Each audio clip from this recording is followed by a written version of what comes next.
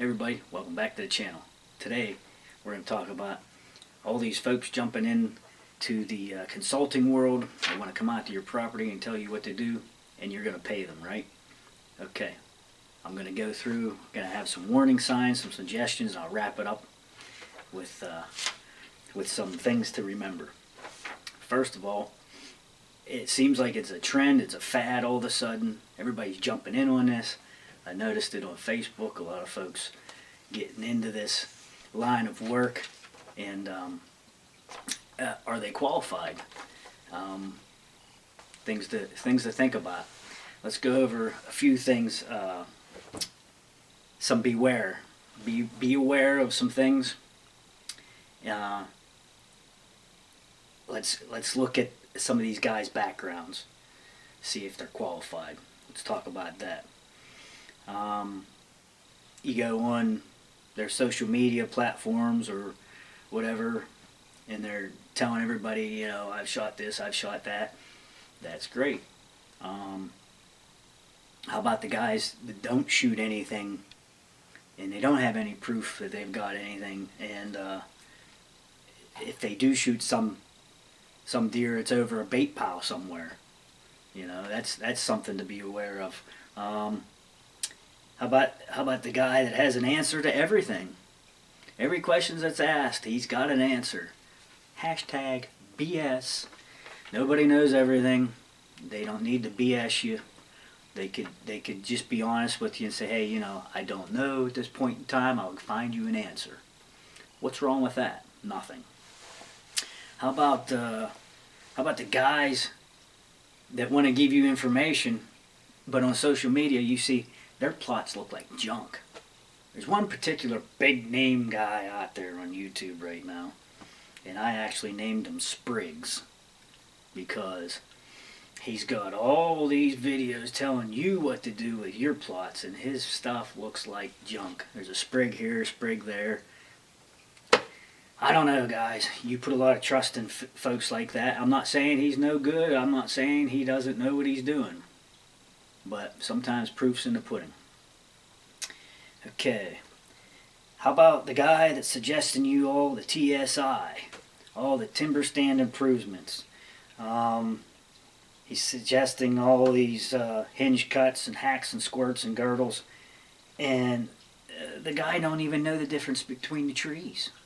He don't know what's a maple, what's an oak. You know, he doesn't know preferable trees. You know, some of them are easier, some of them hinge cut well, some of them don't hinge cut well. He might just go in an area and say, yeah, hinge cut all that, make some kind of bedding.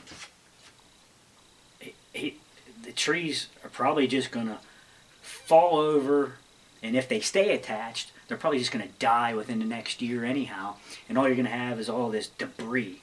Okay? You're not even creating the bedding, it's just going to be an obstacle.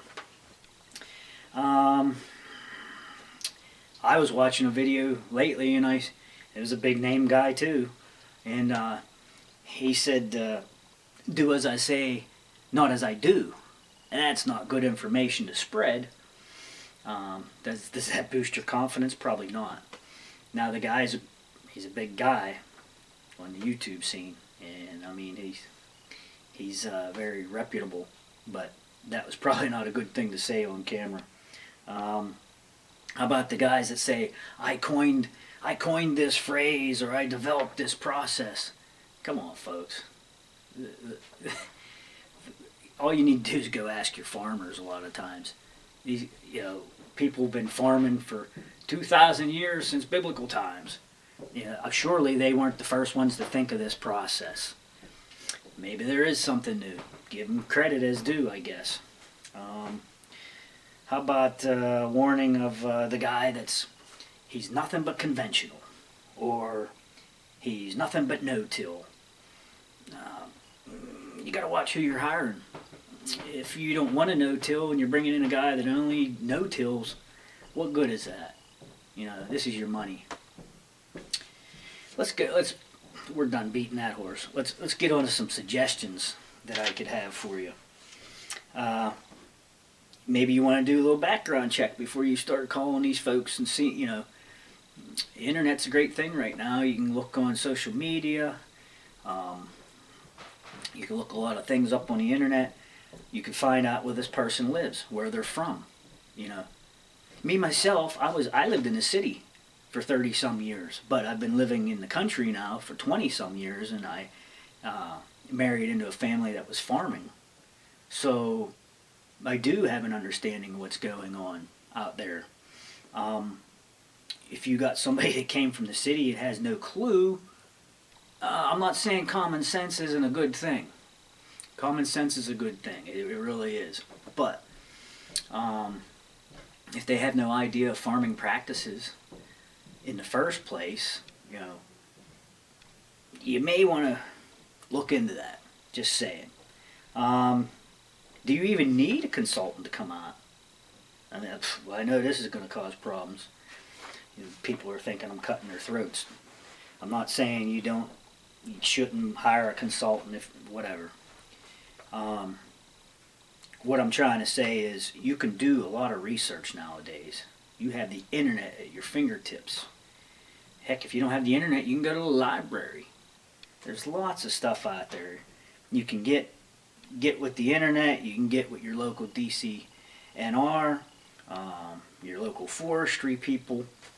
Heck, you could even take classes. When COVID started up 2 years ago, Penn State was offering classes. I went on, took online classes and got certificates of completions and things and got myself educated. Am I an agronomist? No, I am not an agronomist at this point. But I took agronomy crop scouting fundamentals class, and I also took a PA certified crop advisor class. Now, the crop advisor class was just to get educated and get you prepared for the certification test. Now, obviously, I did not take that, but I do have a certificate of completion in the crop scouting fundamentals class from Penn State. There you can see it. But do I know it all? No, nobody does. Just saying, you could get educated. You can take classes. You can ask a lot of questions. You know, people's voices and opinions should be free. Okay, you could get referrals. Get referrals for find out who their past clients were. See if they were even happy with what they did when they came to their property and made suggestions. You know, they paid big money. Ask them if they're satisfied. Ask them if they liked what they heard. Okay? Here's something. Looking at it from the consulting standpoint, because I've gone out and I've done this before myself. I've gone out, people have paid me to come to their property. People, just even some freebies. Some friends asked me to come over and help them out, whatever. Make a list of everything you want to ask. Think of every circumstance. Think of what happens on your neighbor's land right next to you. Is there ag right up against you? Do they have animals? Does the neighbor kids ride dirt bikes across your land? Is there a right-of-way that you both share or something that could cause an issue entering and exiting your land or disturbing the critters? You need to supply this consultant with as much information as you can. Don't surprise them when they get there.